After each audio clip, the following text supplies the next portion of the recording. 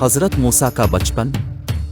عمران کے گھر موسیٰ کی ولادت ایسے زمانہ میں ہوئی جب فرعون اسرائیلی لڑکوں کے قتل کا فیصلہ کر چکا تھا۔ اس لیے ان کی والدہ اور اہل خاندان ان کی ولادت پر سخت پریشان تھے کہ کس طرح بچے کو قاتلوں کی نگاہ سے محفوظ رکھیں۔ بہرحال جو تو کر کے 3 مہینے تک ان کو ہر ایک کی نگاہ سے اوجھل رکھا اور ان کی پیدائش کی متعلق کسی کو خبر نہیں دی، لیکن جاسوسوں کی دیکھ بھال اور حالات کی نزاکت کی وجہ سے زیادہ دیر تک اس واقعے کے پوشیدہ رہنے کی توقع نہ تھی، اور اس لیے ان کی والدہ سخت پریشان رہنے لگی۔ اب کی والدہ نے اب کو ایک تابوت کی طرح کے صندوق میں ڈالا جس پر رال اور روغن کی پالش کروائی تاکہ پانی اندر اثر نہ کر سکے، اور اس میں بچے کو محفوظ کر دیا، اور پھر صندوق کو دریا نیل کے بہاؤ پر چھوڑ دیا۔ موسیٰ کے والدین نے اپنی بڑی بیٹی اور موسیٰ کی بہن کو اس کام پہ مامور کیا کہ وہ دریا اور اس صندوق کے بہاؤ کے ساتھ کنارے کنارے چلتی رہے۔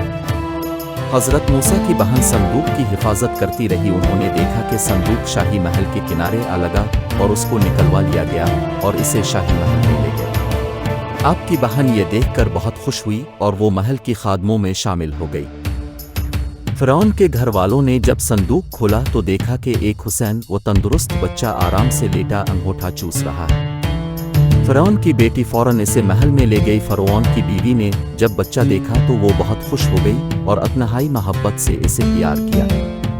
فوجیوں میں سے کسی نے جب یہ کہا کہ یہ بچہ تو اسرائیلی معلوم ہوتا ہے اور ہمارے دشمنوں کا بچ ہے، اس کا قتل کر دینا ضروری ہے، کہیں ایسا نہ ہو کہ یہی ہمارے خواب کی تعبیر ثابت ہو۔ اس بات کو سن کر فرعون کو بھی یہ خیال پیدا ہوا۔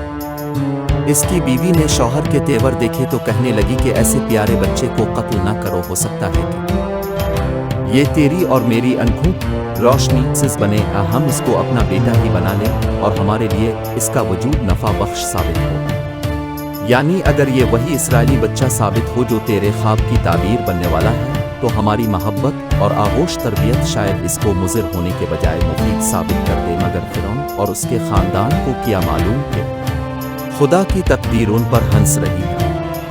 حضرت موسیٰ کو دودھ پلانے کے لیے آپ کی بہن اپنی والدہ کو دودھ پلانے والی کے طور پر لے آئی۔ اس طرح حضرت موسیٰ کی والدہ بھی اپنے بیٹے سے جدا نہ رہی۔ تورات میں ہے جب موسیٰ کی والدہ نے موسیٰ کا دودھ چھڑوایا تو انہوں نے اسے فرعون کی بیٹی کے سپرد کر دیا، اور اس کے بعد عرصہ تک وہ شاہی محل میں زیر تربیت رہے اور وہیں نشو و نما پائی۔